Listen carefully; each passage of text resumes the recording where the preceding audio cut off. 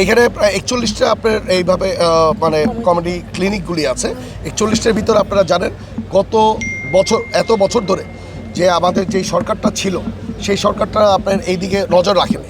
ইনশাল্লাহ এখন আমরা আমাদের নতুন যেই সরকারে এসেছে গণতান্ত্রিক সরকার, ইভেন আমাদের দেশটায় তারেক রহমান সাহেব এইদিকে অনেক ফোকাস করছেন। আমি আশা করি ওনার মাধ্যমে আমরা ইন্সপায়ার হয়ে আমরা এই ক্লিনিকগুলো আমরা অত্যাধুনিক একটা বানাবো, আর ওইখানে যাতে ডাক্তাররা সবসময় থাকে, কারণ একটা ওই রকম পরিবেশই করব যাতে আপনার ডাক্তাররা সবসময় থাকতে পারে, ডাক্তাররা যাতে ভালোভাবে ওইখানে যাতে রুগীদের দেখতে পারে এটাকে ব্যবস্থা করব।